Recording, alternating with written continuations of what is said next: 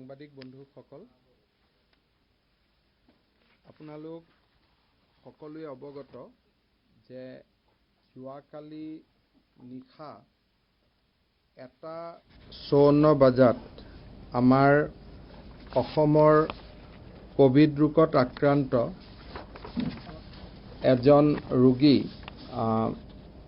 মহম্মদ ফাইজুল হক বৰভূঞা, যাৰ বয়স 65 বছৰ হৈছিলে, তেখেতে কোভিড ৰোগত আক্ৰান্ত হৈ মৃত্যুৰ মুখত পৰে আৰু ইহলীলা সম্বৰণ কৰে।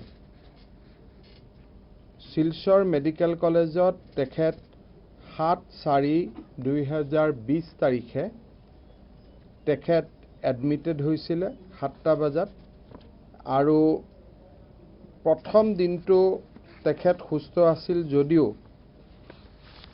ক্ৰমাৎ যিটো আমাৰ কোভিডৰ টিপিকেল লক্ষণ যে ক্ৰমাৎ ভাইৰাছটো বুকুলৈকে গুচি যায় আৰু তাৰ পিছতে কমপ্লিকেশ্যন আৰম্ভ হয়।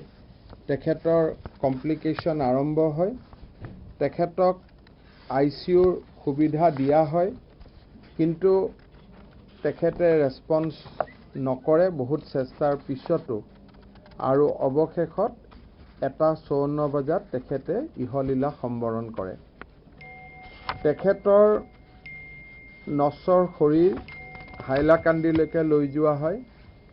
পৰিয়ালবৰ্গক আমি জানাজাত অংশগ্ৰহণ কৰাৰ সুবিধা দিছিলোঁ যদিও পৰিয়ালে, যিহেতু গোটেই পৰিয়ালটো কোৱাৰেণ্টাইনত আছে, পৰিয়ালটোৱে ঘৰৰ ওপৰৰ পৰাই তেওঁলোকৰ যিটো কোৱাৰেণ্টাইন আছে তাত দুমহলীয়া, সেই দুমহলীয়া যিটো কোৱাৰেণ্টাইন চেণ্টাৰ তাৰ ওপৰৰ পৰাই পাৰ্থিৱ শৰীৰক দৰ্শন কৰে, আৰু DC হাইলাকান্দি আৰু প্ৰায় 10 গৰাকীতকৈ অধিক লোকৰ উপস্থিতিত তেখেতৰ জানাজা আজি ৰাতিপুৱা সম্পন্ন কৰা হয়।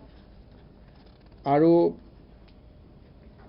তেখেতৰ মৃত্যুৰ লগে লগে আমাৰ অসমতো কোভিড ৰোগত আক্ৰান্ত হিচাপে প্ৰথমগৰাকী লোক মৃত্যুৰ মুখত পৰে, যি খুব দুখজনক। আৰু আমিও চৰকাৰৰ তৰফৰ পৰা আৰু অসমৰ ৰাইজৰ ফালৰ পৰা আমি তেখেতৰ আত্মাৰ সদ্গতি কামনা কৰিছোঁ, আৰু তেখেতৰ পৰিয়ালবৰ্গলৈও আমি সমবেদনা জ্ঞাপন কৰিছোঁ। ঠিক এই সময়ছোৱাতে যোৱাকালি আমি আৰু এটা পজিটিভ কেছ আমি পাওঁ। তেখেতৰ নাম আছিলে ৰহিউদ্দিন। তেখেত বিলাচীপাৰা পুলিচ ষ্টেচনৰ বাসিন্দা। বৰপেটা মেডিকেল কলেজত তেখেতক যোৱাকালি পজিটিভ ৰূপে চিনাক্ত হয়। তেখেতৰ ব্লাড স্ক্ৰিনিং আৰু তেখেতৰ সোৱাব স্ক্ৰিনিং আৰু কনফাৰ্মেটৰী দুইটা কৰাৰ পিছত আমাৰ চিকিৎসকসকলে তেওঁক কনফাৰ্ম পজিটিভ বুলি দেখুৱায়, আৰু তাৰ লগে লগে ৰহিউদ্দিন ডাঙৰীয়াক আমি নিশাই মহেন্দ্ৰ মোহন চৌধুৰী চিকিৎসালয়লৈকে লৈ আহোঁ, আৰু তেখেত এতিয়া মহেন্দ্ৰ মোহন চৌধুৰী চিকিৎসালয়ত ট্ৰিটমেণ্ট বা তেখেতে বৰ্তমান আমি যিটো নিয়মীয়া ট্ৰিটমেণ্ট পাব লাগে সেই ট্ৰিটমেণ্ট কৰি আছোঁ, আৰু তেখেতৰ স্বাস্থ্য সন্তোষজনক। আৰু কিন্তু ডক্টৰসকলে তেখেতৰ ওপৰত যিখিনি পৰীক্ষা বা যিখিনি স্ক্ৰিনিং কৰিব লাগে সেইখিনি কৰিছে, আৰু আমি আশা কৰোঁ যে সময়ত তেওঁ সুস্থ হৈ উঠিব। এই দুইটা পটভূমি মই এইকাৰণে আনিলোঁ যে আমাৰ কৰিমগঞ্জত যিগৰাকী ব্যক্তি ইহলীলা সম্বৰণ কৰিলে কোভিড ৰোগত আক্ৰান্ত হৈ, ফাইজুল হক বৰভূঞা, ৰহিউদ্দিন আৰু এই জামালউদ্দিন হাজী, যিগৰাকী মহেন্দ্ৰ মোহন চৌধুৰী চিকিৎসালয়ত চিকিৎসাধীন হৈ আছে, এই তিনিগৰাকী লোকৰ মাজত তদন্ত কালত যোৱাকালি আৰু আজি এটা কথা প্ৰকাশ হৈ উঠিছে যে এই গোটেই কেইজন ব্যক্তি 12 তাৰিখে 8 গাঁও মছজিদত ৰাতি কটাইছিলে। এই কথাখিনি আমাক প্ৰথমৰ পৰা যিমানটো ইনফৰমেশ্যন আহিব লাগিছিল অহা নাছিলে। এতিয়া আমি যোৱাকালি যেতিয়া এই ঘটনাটো হ'ল, আৰক্ষীক আমি যেতিয়া 3খন জিলাৰ পৰা আমি খবৰ পালোঁ, ধুবুৰীৰ পৰাও খবৰ পালোঁ যে ৰহিউদ্দিন আৰু জামালউদ্দিন হাজি আঠগাঁও মছজিদত আছিলে, আৰু আমাৰ জামালউদ্দিন হাজিও আঠগাঁও মছজিদত আছিলে, আৰু 2জন জামালউদ্দিন, আৰু 2 জামালউদ্দিন আৰু ৰহিউদ্দিন, এই 3জন আমি দেখিলোঁ যে 3জনৰ এটা লিংক আপলৈকে আহে, সেইটো হ'ল আঠগাঁও কবৰস্থান মছজিদ। 3গৰাকীয়ে 12 মাৰ্চত আঠগাঁও কবৰস্থান মছজিদত ৰাতি কটাইছিলে। প্ৰথম অৱস্থাত আমাক কোৱা হোৱা নাছিল যে তাত এখন মিটিং হৈছিল সিদিনাখন। আজি পুলিচে তদন্ত কৰি আৰক্ষীয়ে আমাক জনায় যে 12 মাৰ্চ 2020 তাৰিখে 100জন মানুহ লগ লগাই আঠগাঁও কবৰস্থানত এটা মাছৰা বা এটা অনুষ্ঠান হৈছিলে, আৰু এই অনুষ্ঠানত তবলিগ জামাতৰ নিজামুদ্দিন মাৰ্কাজৰ পৰা ঘূৰি অহা আৰু ইয়াৰ স্থানীয় কিছু লোক লগ হৈ সেই মাছৰা বা সেই বৈঠকখনত অংশগ্ৰহণ কৰিছিল, আৰু বৈঠকখনত 100জন লোকে 12 তাৰিখে অংশগ্ৰহণ কৰিছিল, আৰু 100জনৰ 3জনক কৰিমগঞ্জ জিলাৰ জামালউদ্দিন, ধুবুৰী জিলাৰ জামালউদ্দিন হাজি আৰু ধুবুৰী জিলাৰ ৰহিউদ্দিন 3জনকে ইতিমধ্যে পজিটিভ হিচাপে পোৱা গৈছে। যিহেতু ঠিক নিজামুদ্দিন মাৰ্কাজত যেনেকৈ গোট খাই আছিলে, আমাৰো আঠগাঁও কবৰস্থানৰ মছজিদটো লাহে লাহে এটা হট বেডলৈ ৰূপান্তৰ হৈছেগৈ, কাৰণ 3জনকৈ পজিটিভ কেছ আমি এতিয়ালৈকে তাৰ পৰাই পাইছোঁ। এই ঘটনাৰ পৰিপ্ৰেক্ষিতত আজি আমি কামৰূপ জিলা প্ৰশাসনক আঠগাঁও মছজিদ অহা 14 দিনৰ কাৰণে সিল কৰিবৰ বাবে আৰু কণ্টেইনমেণ্ট জোনলৈকে যেনেকৈ আমি স্পেনিছ গাৰ্ডেন কৰিছোঁ, আঠগাঁও কবৰস্থান মছজিদক আমি কণ্টেইনমেণ্ট জোনলৈকে কনভাৰ্ট কৰিবৰ বাবে আমি নিৰ্দেশ দিছোঁ। আৰু এই 100জন ব্যক্তিৰ তালিকা আমি লাহে লাহে সংগ্ৰহ কৰিছোঁ। ভোৰাগাঁৱৰ আমাৰ নগাঁৱৰ শামছুল আলম, ভোৰাগাঁও মৰিগাঁও, তেখেত এই গোটেই মছৰাটোৰ তেওঁৰ নেতৃত্বতে মছৰাটো হৈছিল। তেখেতে আমাক সহযোগ কৰিছে, কিছু নাম তেখেতে দিছে, আৰু আন নামবিলাকো কেয়াৰটেকাৰ আদিৰ পৰা সংগ্ৰহ কৰি থকা হৈছে। কিছু ব্যক্তিক 100জন ব্যক্তিৰ লগত জড়িত কিছু ব্যক্তিক ইতিমধ্যে কোৱাৰেণ্টাইন কৰা হৈছে, কিন্তু গোটেই তালিকাখন তেওঁলোকে দিব নোৱাৰা কাৰণে আমি 100জন ব্যক্তিকে কোৱাৰেণ্টাইন কৰিব পৰা নাই। যি নহওক, আজিৰ পৰা আঠগাঁও মছজিদটো কণ্টেইনমেণ্ট জোন হিচাপে ডিক্লেয়াৰ কৰা হৈছে, আৰু অহা 14 দিনলৈ সেই মছজিদৰ ভিতৰত বা মছজিদৰ পৰা বাহিৰত কোনো ব্যক্তি যোৱা অহা নকৰিব। কোনোবা যদি মছজিদত কেয়াৰটেকাৰ তেওঁলোক আছে, তেতিয়াহ'লে তেওঁলোকক জিলা প্ৰশাসনে তাতেই খাদ্যবস্তুৰ যোগান ধৰিব, আৰু তেওঁলোকে নিত্য নৈমিত্তিক ধৰ্মীয় কাৰ্য মছজিদৰ ভিতৰত থাকিয়ে কৰিব পাৰিব। এইটো হ'ল আঠগাঁও কবৰস্থান মছজিদ, আৰু সেইটো আজিৰ পৰা আমি কণ্টেইনমেণ্ট জোন হিচাপে আমি ডিক্লেয়াৰ কৰিছোঁ। এই খবৰখিনি আমাৰ ওচৰত আৰু আগতে অহা হ'লে ভাল আছিলে, কিন্তু তেখেতসকলে গোটেই কথাখিনি সম্পূৰ্ণকৈ নোকোৱা কাৰণে সকলোৱে ক'লে যে আমি নিজামুদ্দিনৰ পৰা আহিলোঁ, গুৱাহাটীত ৰাতি থাকিলোঁ, ধুবুৰীত গুচি গ'লোঁ। আমি ভাবিছিলোঁ যে ৰাতি থকাৰ কাৰণে মছজিদটো ব্যৱহাৰ কৰা হৈছে, কিন্তু এনেকৈ যে 100জন লোকৰ এখন বৈঠক কৰা হৈছিলে, নিজামুদ্দিনৰ পৰা ঘূৰি অহা আৰু অসমত থকা তেওঁলোকৰ বাকী জিম্মেদাৰসকলৰ লগত মিলি এখন বৈঠক হৈছিলে, সেই কথাটো আমাক আজিলৈকে কোৱা হোৱা নাছিলে। গতিকে তাৰ পৰিপ্ৰেক্ষিতত আমি 3জনকৈ ৰোগী এতিয়ালৈকে পাইছোঁ, আৰু সেই 3জনৰ কণ্টেক্ট ট্ৰেচিং কৰি থকা হৈছে। আগলৈ যি ধৰণে ডেভেলপ হয় ঘটনাটো আমি আপোনালোকক জনাই থাকিম। কিন্তু মই অসমৰ ৰাইজক বা আমাৰ গুৱাহাটীৰ যিসকল সেই মছজিদত সদায় যোৱা অহা কৰে তেওঁলোকক এইকেইদিন অলপ আমি কষ্ট কৰিবৰ কাৰণে অনুৰোধ কৰিছোঁ, কাৰণ সেই মছজিদত তেওঁলোকে এইকেইদিন নামাজ পঢ়িব যাব নোৱাৰিব। আমি মছজিদৰ ছেক্ৰেটাৰীক বহুতবাৰ কৈছিলোঁ যে আপোনাৰ লগত কিবা ৰেকৰ্ড আছে নেকি। তেওঁলোকে আমাক ৰেকৰ্ড দিব পৰা নাই, কিন্তু গৈ গৈ আমাক 58 এতিয়ালৈকে ব্যক্তিৰ নাম দিছে, আৰু 58ৰ ভিতৰত আমাৰ 8জনেই জামাতৰ পৰা অহা আছিল তাতে, আৰু জামাতৰ পৰা অহাৰ ভিতৰত 2জন এতিয়ালৈকে পজিটিভ হ'ল, আৰু এই যে ৰহিউদ্দিন পজিটিভ হ'ল তেওঁ জামাতৰ পৰা অহা নাছিলে, কিন্তু তেখেত এওঁলোকৰ লগত ৰাতি থকাৰ কাৰণে বা ঘূৰি যাওঁতে 2জন একেলগে যোৱাৰ কাৰণে এই ব্যক্তিগৰাকীও পজিটিভ হ'ল। গতিকে 8গাঁও কবৰস্থান মছজিদৰ পৰা এতিয়ালৈকে আমি 3টা পজিটিভ কেছ আমি পাব পাৰিছোঁ।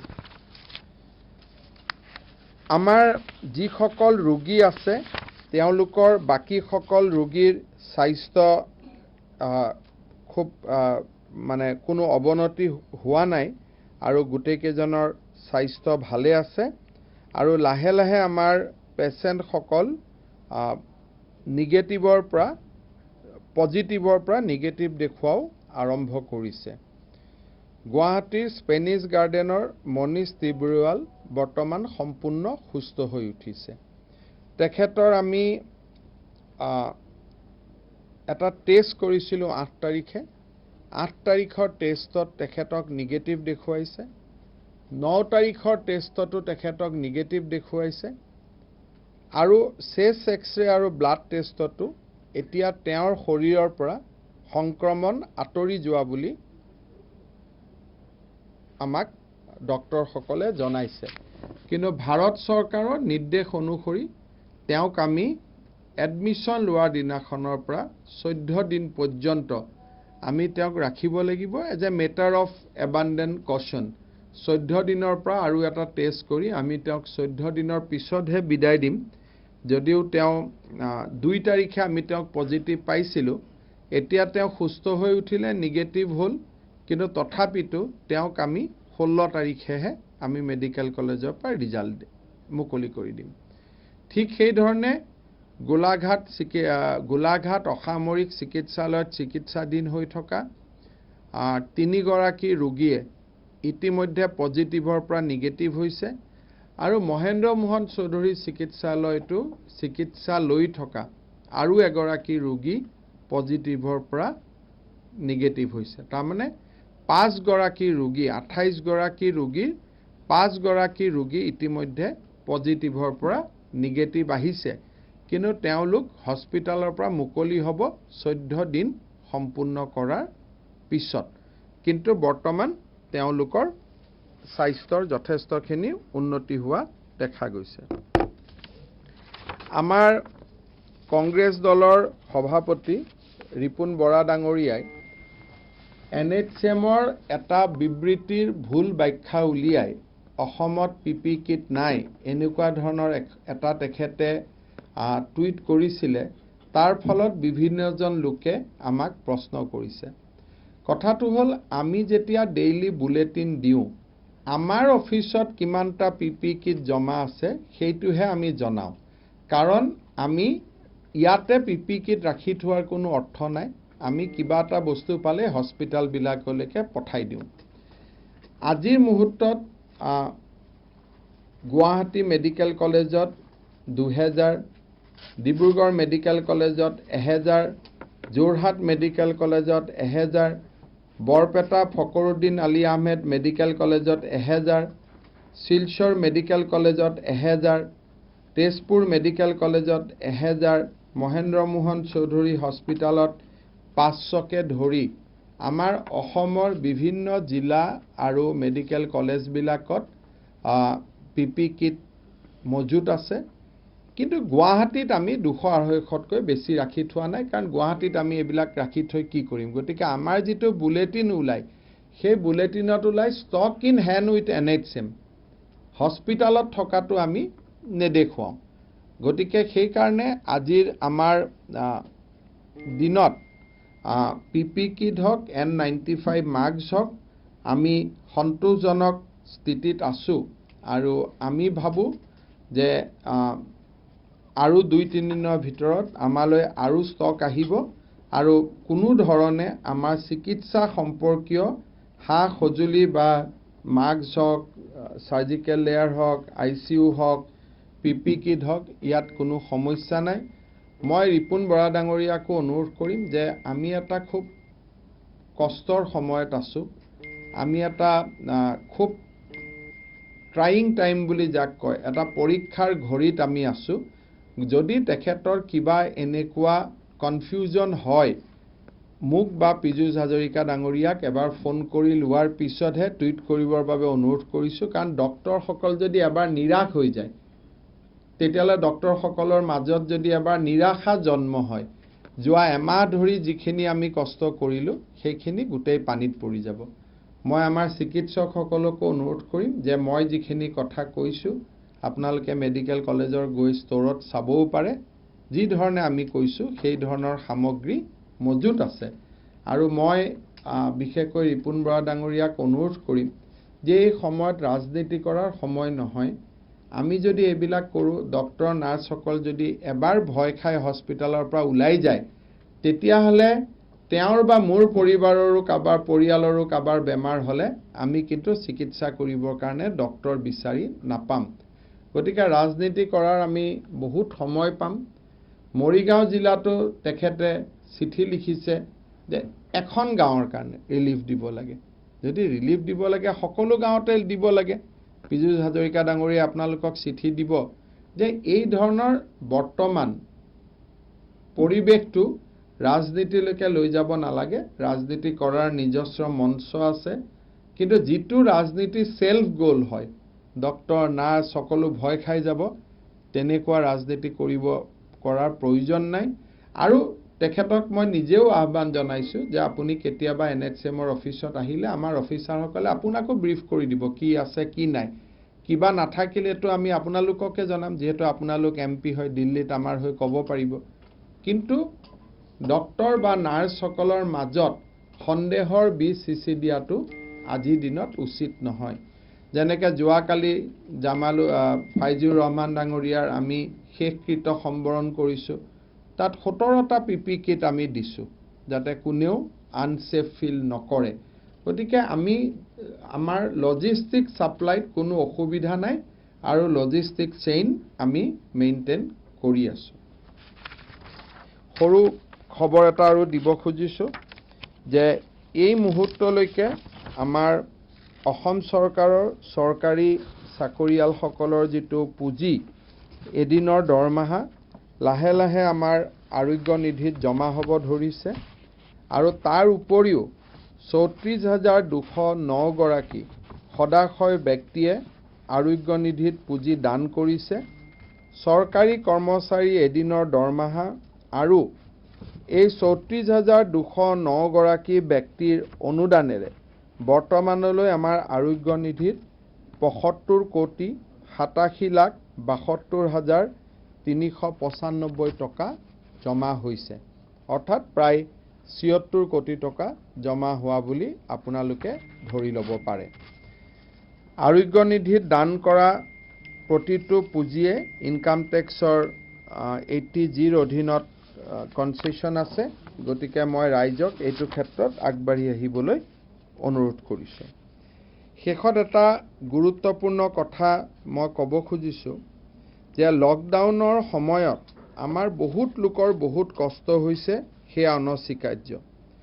বিশেষকৈ এটা চাম ৰোগীৰ খুব কষ্ট হৈছে, সেইটো হৈছে যে বাহিৰত যিসকলে কেঞ্চাৰ ট্ৰিটমেণ্টৰ কাৰণে গৈছিল বা কিডনি ট্ৰান্সপ্লাণ্টৰ কাৰণে গৈছিলে বা হাৰ্টৰ চাৰ্জাৰীৰ কাৰণে গৈছিলে, এওঁলোক ঘূৰি আহিব পৰা নাই।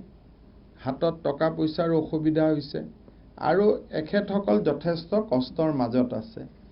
মুখ্যমন্ত্ৰী ডাঙৰীয়া আৰু মই আলোচনা কৰিছিলোঁ যে আমি এখেতসকলৰ খা খবৰ লোৱা উচিত আৰু এওঁলোকক বিপদত আমি সহায় কৰা উচিত ৰাজ্য চৰকাৰৰ ফালৰ পৰা।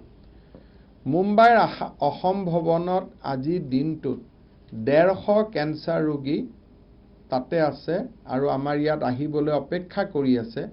ফ্লাইট নোহোৱাৰ কাৰণে তেওঁলোকক আনিব পৰা হোৱা নাই।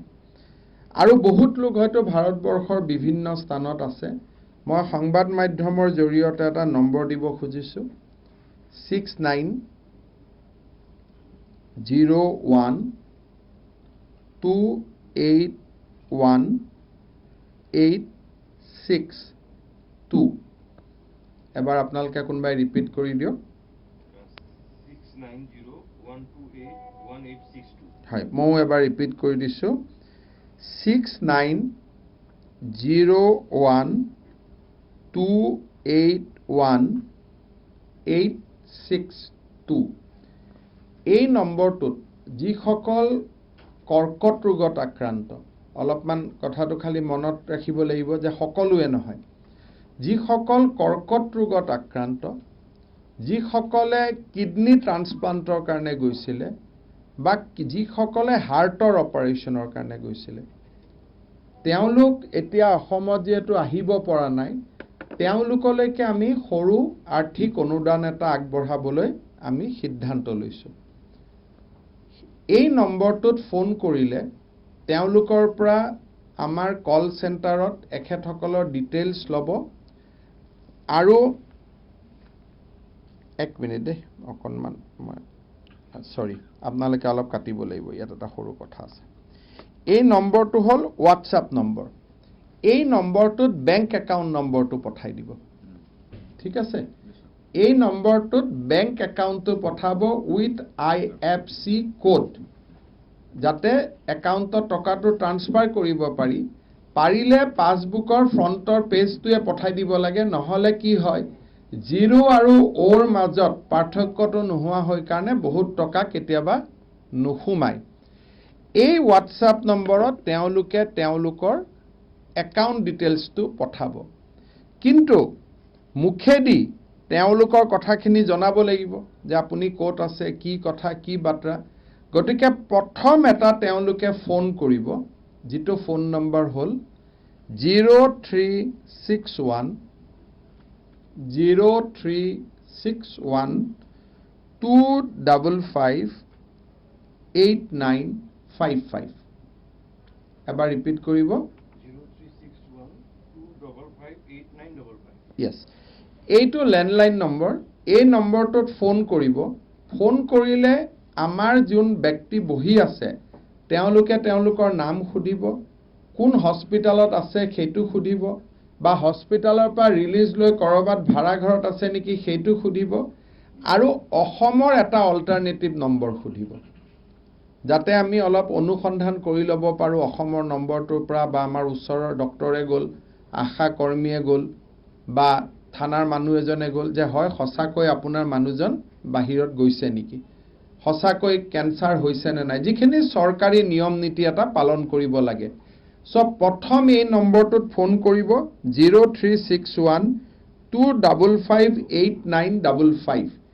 এই নম্বৰটোত ফোন কৰিব, ফোনত আলাপ আলোচনা কৰিব, আৰু ফোনৰ শেষত 6901-281-862ত বেংক একাউণ্টৰ ডিটেইলছটো পঠাই দিব। লেণ্ডলাইনটোত ফোন কৰিব আৰু মোবাইলটোত হোৱাটছআপ কৰিব, কিন্তু প্ৰথমতে হোৱাটছআপ কৰিলে বুজি নোপোৱা হ'ব। প্ৰথমতে টেলিফোনত কথা পাতি ল'ব। টেলিফোনত কথা পতাৰ পিছত অপাৰেটৰে ক'ব যে বাইদেউ বা দাদা, আপোনাৰ লগত মই কথাখিনি পাতিলোঁ, এতিয়া আপুনি একাউণ্ট নম্বৰটো পঠাওক। এই নম্বৰটো যদিও আমি লেণ্ডলাইন নম্বৰ দিছোঁ, আচলতে এইটো 104ৰ নম্বৰ। অসমৰ ভিতৰত ফোন কৰিলে 104 হয়, অসমৰ বাহিৰৰ পৰা ফোন কৰিলে আমি যিটো কৈ আছোঁ যে 0361-255-8955।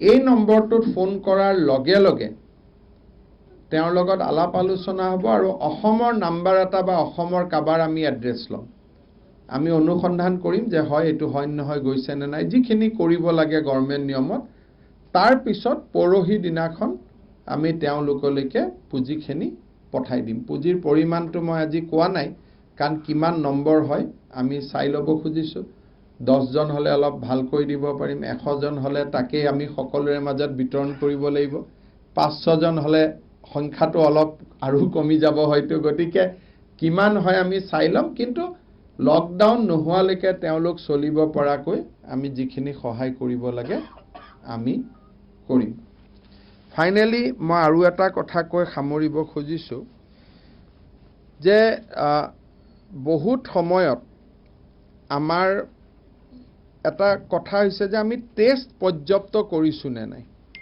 যদিও মই অলপ আগতে কৈছিলোঁ যে অসমত আমি এতিয়ালৈকে 2736টা টেষ্ট আমি কৰিলোঁ দিল্লীৰ চৰকাৰে ইতিমধ্যে সিদ্ধান্ত লৈছে যে আমি ৰেপিড টেষ্ট কৰিম ৰেপিড টেষ্ট মানে হেতু আমাৰ RNA abstraction নালাগে ব্লাড টেষ্টৰ দৰে টেষ্ট কৰিব লাগে এন্টিবডি ডায়াবেটিছৰ যেনেকৈ টেষ্ট হয় তেনেকৈ টেষ্ট ওলাব কিন্তু টেষ্টটো 100% শিওৰ নহয় তাত আকৌ কনফাৰ্ম কৰিব লাগিব কিন্তু আইডিয়া এটা পাম যে হয় এই জায়গাত আমাৰ বেমাৰটো আছে বিশেষকৈ যিবিলাক জায়গাত আমি কোৱাৰেণ্টাইন কৰিছোঁ বা যিবিলাক গাঁৱৰ প্ৰায় পেচেণ্টবিলাক আহিছে তাত আৰু পেচেণ্ট আছে নেকি চাবৰ কাৰণে আমি 14 দিন লক্ষণৰ কাৰণে ৰখি থাকিব নালাগে এই ৰেপিড টেষ্টটোৱে আমি লগে লগে এই বেমাৰটো আছে নাই আমি গম পাবলৈ সক্ষম হ'ম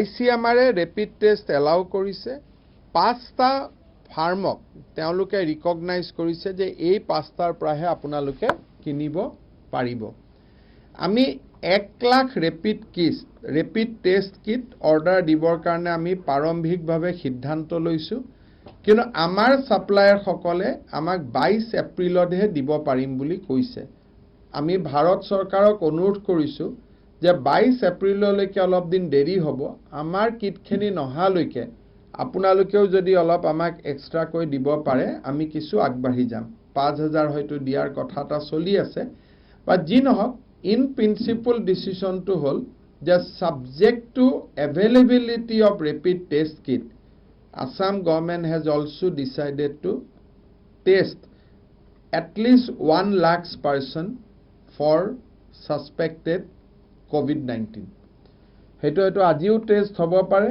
কালিও হ'ব পাৰে but subject to availability of test kit কাৰণ এটো ইন্ডিয়াটো এতিয়ালৈকে প্ৰডাকশন হোৱা নাই আৰু চাইনায়ো নিজৰ টেষ্ট কিট বিলাক আমেৰিকালৈকে ডাইভাৰ্ট কৰিছে গতিকে আমাৰ নম্বৰটো আহি পাব লাগিব আৰু হটবেড বিলাকত ভাৰত চৰকাৰে প্ৰথম প্ৰাধান্য দিছে মহাৰাষ্ট্ৰ দিল্লী তেলেংগানা কেৰালা আমাৰ নম্বৰটো ফটক কৰি লাগা নাই তথাপিতো আমি নিজাকৈ 1 লাখ টেষ্ট কিটৰ আমি অৰ্ডাৰ দিম আজি গধূলি আমাৰ সাপ্লাইটো 22-23ত আহি পাব তাৰ আগতে আমি আনিব পাৰো নেকি তাৰ চেষ্টা আমাৰ চলি আছে তেনেকে পিপি কিটু আমি অসমত 2 লাখ জমা কৰিব খুজিছো বিভিন্ন সোৰ্সত আমাৰ সোৰ্সিং চলি আছে আৰু মই ভাবো যে অহা 3 দিনৰ ভিতৰত আমি 50,000 লৈকে উঠি যাব পাৰিম এটি আমাৰ যিখিনি মই কলো তাৰ পৰা আমি উঠি যাব পাৰিম 50,000 লৈকে অহা 3 দিনত আমি উঠি যাব পাৰিম বুলি মই আশাবাদী মোটামুটি প্ৰস্তুতি ঠিকে আছে দুৰ্ভাগ্যজনক ঘটনা এটা যোৱা নিশা হ'ল আমি গুটেবিলাক হাৰে আছিলো আৰু জানাজা সম্পূৰ্ণ হোৱাৰ পিছত আজি আৰু আমি নতুন কোনো কেছ পোৱা নাই আপোনালোকক এইখিনি কথা জনাবলগীয়া আছিল আপোনালোকে যদি কিবা খুধে খুদিব পাৰে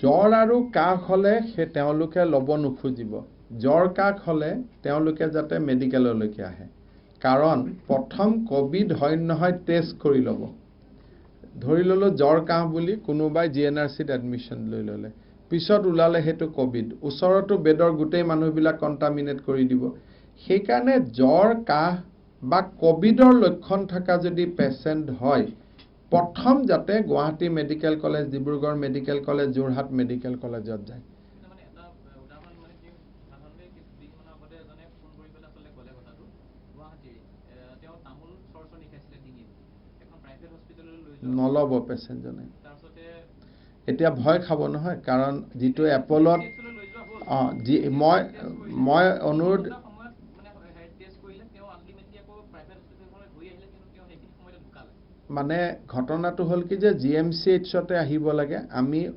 ইমাৰ্জেঞ্চি বন্ধ কৰা নাই GMCHত PP কিট আছে ডক্টৰসকলে কিট লৈ পেলাই চাব পাৰে নাৰ্ছিং হোমবিলাকত PP কিট আদি নাই গতিকে যাৰ ডিঙি মুখ আৰু কাণৰ গণ্ডগোল হয় মোৰো যদি আজি খুব কাহ হয় নৰ্মেল নিয়মতো কাহ হ'ব পাৰে কিন্তু হস্পিটালে ভয় খায় তেওঁলোকৰ লগত টেষ্ট কিটো নাই তেওঁলোকৰ লগত PP কিটো নাই আৰু যদি ধৰাত পেচেণ্টজনৰ স্বাৰ্থৰ খাতিৰত মই যদি আনছেফ ওচৰত যাওঁ মোৰো হ'ব পাৰে সেইকাৰণে আৰ্জেণ্ট ঘটনাখিনি আমাৰ GMCHলৈকে আহিব লাগে যদি লক্ষণটো কোভিডৰ লগত মিলে বোলে পেটৰ বিষ হৈছে এইটো নালাগে আৰু আমি চেষ্টা কৰি আছোঁ যে অহা 20 তাৰিখৰ ভিতৰত GMCHখন ফুল্লি ফাংচনেল কৰাৰ কাৰণে আমি কাষৰ কোভিড হস্পিটালখন কাষৰ কেম্পাছত খুলিবৰ কাৰণে ICU লৈ আমি চেষ্টা কৰি আছোঁ আজিও কলিকতাৰ পৰা ইঞ্জিনিয়াৰ আনিছোঁ অহা 20 তাৰিখৰ ভিতৰত আমি GMCH ফাংচনিঙত লৈ অহাৰ কাৰণে চেষ্টা কৰি আছোঁ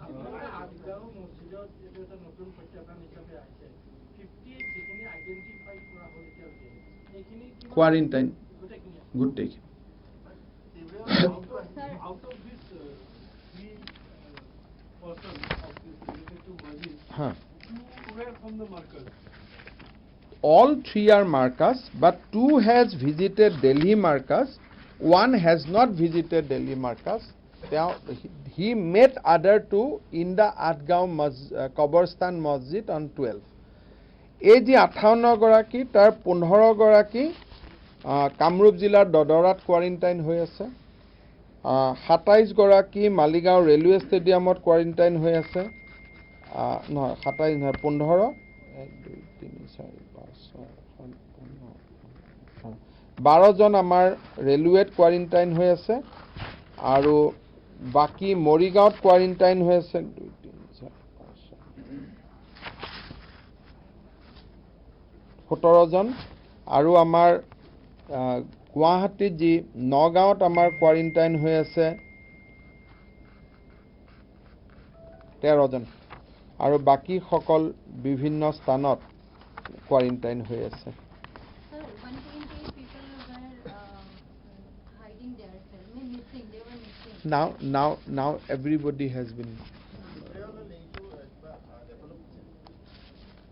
তেওঁক যদি আজি এনেই মই এটুকে ক'ব পাৰো তেওঁক যেহেতু 5 তাৰিখে আমি নিগেটিভ পালো 8ত নিগেটিভ পালো না কোন তাৰিখে পালো মই 8ত 8ত যদি 8 and 9ত যদি আমি নিগেটিভ পালো 28 দিন যদি ব্যাক কৰি দিও তেতিয়ালে হি ওয়াজ কন্টামিনেটেড এৰাউন্ড 10th গতিকে 10th 11 মাৰ্চ সো তেওঁক এতিয়া খুদিব লাগিব যে আপুনি 10-11 মাৰ্চত স্পেসিফিক্যালি কাক পাইছিলে কাৰণ ইমান দিনে আমি ঘটনাটো সদায় মানে একেবাৰে 1 তাৰিখৰ পৰা চাই আছিল 8 তাৰিখে তেওঁ নিগেটিভ হল 28 দিনৰ দিনাখন ইউজুৱেলি হৈ যায় নিগেটিভ গতিকে 14 দিনটো পৰীক্ষণত যায় 14 দিন বেমাৰটো গাত লাগে সো এট বেস 28 31 তাৰিখে প্ৰথম কেছটো ওলাইছিল তাৰ লগে লগে ফ্যামিলিটো কোৱাৰেণ্টাইন হৈ গ'ল 10 দিন সময় 14 দিন না 10 দিন হৈ গ'ল 10 দিনত ঠিকই আছে ফ্যামিলি থাকিব পাৰে 14 দিনৰ দিনা ওলাব পাৰে আৰু অসমতটো 14ত কৈও আমি অলপমান এই ষ্টেণ্ডটো অলপ বেলেগ পাইছো যে 16-17 দিনতহে ওলাই আছে অসমৰ ক্ষেত্ৰত সাইন এই 14 দিন শব্দটো আহিলে সাইনাৰ পৰা কিন্তু ICMR আমাক কয় যে তোমালোকে you should put them observation for 28 days কিন্তু ইউজুৱেলি 14 দিনত ওলাই যায় এতিয়া এই ফ্যামিলিটোৰ 10 দিন হৈছে 14 দিনৰ দিনা আমি টেষ্ট কৰিম আকৌ বাৰে বাৰে টেষ্ট কৰি থাকিলে এটা টেষ্টত বহুত কিটটো যায় সময় নষ্ট হয় কোৱাৰেণ্টাইনত আছে গোটেই স্পেনিছ গাৰ্ডেনৰ গোটেই মানুহখিনিক আমি 2 তাৰিখে টেষ্ট কৰা হৈছে 16 তাৰিখে আমি টেষ্ট কৰিম আপনাৰ তিনজন ব্যক্তিৰ নামটো বলে নামকিটা ক্লিয়াৰ কি কই দিব নেকি জামালউদ্দিন হাজি মোহাম্মদ জামালউদ্দিন আৰু ৰহিউদ্দিন আৰু জামালউদ্দিন হাজি ধুবুৰী আৰু অকল জামালউদ্দিন কৰিমগঞ্জ জিলা জামালউদ্দিন হাজিৰ বিৰুদ্ধে আমি এফআইআৰ কৰিব অলৰেডি কৈ দিছো কাৰণ তেওঁ বহুত ডাক্তৰক তেওঁ 3খন হস্পিটালত গৈছে ন সুদা তেওঁ বঙাইগাঁৱত গৈছে সাপৰত গৈছে ধুবুৰীত গৈছে 3জন ডক্টৰে সুধাৰ পিছতো এই যিটো কাৰণে গুৱাহাটীৰ কেছটো ডক্টৰ বিলাকে এটা লব ভয় খোৱা হল তেওঁ 3বাৰে লুকাই দিলে যে মই মাৰ্কাজত যোৱা নাই বুলি সন্দেহত ডক্টৰ বিলাকে এটা খুদি আছে আপুনি মাৰ্কাজত গৈছে নেকি মাৰ্কাজত গৈছে তেওঁ কৈছে নাই যোৱা নাই জলি কোৱা বুলি কোৱাৰ লগে লগে ডক্টৰ সকলে তেওঁক পৰীক্ষা কৰি দিলে এতিয়া সব ডক্টৰ কোৱাৰেণ্টাইনত গুচি গল আমাৰ বঙাইগাঁও হস্পিটালত ডক্টৰে নাই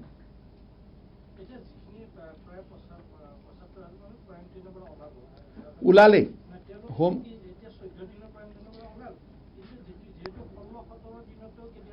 কোনো সিম্পটম নাই আৰু এই লৰাবিলাকৰ কি হৈছে কন্টেক্ট হিষ্ট্ৰি নাই দুটা বস্তুৰ মাজত আপোনালোকে এটা মিলাব লাগিব স্পেনিছ গাৰ্ডেনটো 14ৰ পিছতো আমি টেষ্ট কৰিব লাগিব because they have a contact history এই লৰাবিলাকৰ কোনো কন্টেক্ট নাছিলে খালি বাহিৰৰ পৰা অহা কাৰণে 14 দিন আমি ৰাখি থৈছিলো আৰু 14 দিনৰ ভিতৰত এবাৰো কোনো সিম্পটম দেখুৱা নাই গতিকে তেওঁলোকক জিলাসকলে ইতিমধ্যে স্বাস্থ্য পৰীক্ষাৰ পিছত ঘৰ হোম কোৱাৰেণ্টাইনৰ পৰা মুকলি কৰি দিছে ত্ৰিপুৰাৰো এটা কেছ আছিল গুৱাহাটী হৈ গৈছে নিগেটিভ আহিছে হয়তো ৰেলত পাব পাৰে গতিকে কিন্তু এইটো সুখমণি হোটেলৰ গোটেইখিনি নিগেটিভ আহিছে স্যাৰ নৰ্থ ইস্টাৰ স্টেট বিলাকৰ মাজত আমাৰ মানে বৰ্ডাৰ সিল হৈছে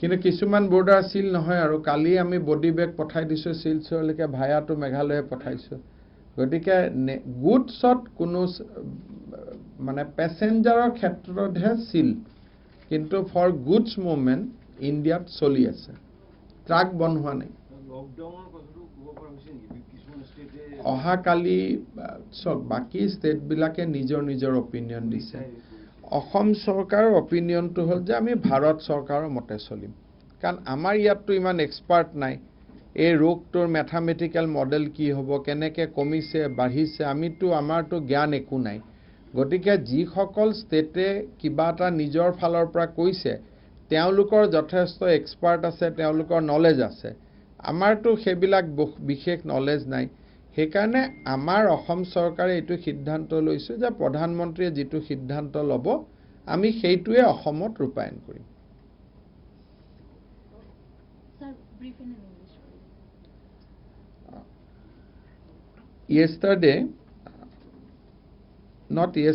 today early morning, one patient from Hailakandi, namely Sri Faizul Haq Borbhuiya, expired because of corona complication. He has been cremated in the morning with proper consent from the family. Yesterday we have also another person named Rohiuddin has been tested positive and he has been brought into MMCH hospital for further treatment. While developing or while observing the development, it has been found that on 12 March there was a congregation of around 100 persons in Atgaon Kabarstan Masjid.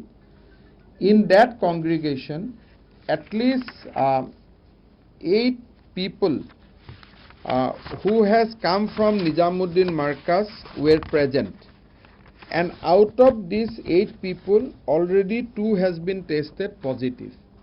Today we tested one Rohiuddin as positive who was also there on the 12 March meeting organized in Atgaon Kabarstan Masjid. So because of the fact that we got 3 positive from the same meeting venue, from the person who were present in same meeting venue, we have decided to convert that masjid into a self-containment zone. So the rules and regulation of self-containment zone will now come into effective. Meanwhile, in Assam we have tested almost 3,000 people now, and the number of positive people we found were 29. In fact, to be precise, we have tested so far 2736 people, out of which 29 were positive. Assam is in a good shape so far as our equipment, machinery, kits are concerned. Government of India is also helping us. So we have no constraint as of now, but yes, we need more and more supply, and I am sure that Government of India will come forward and help us in due course of time.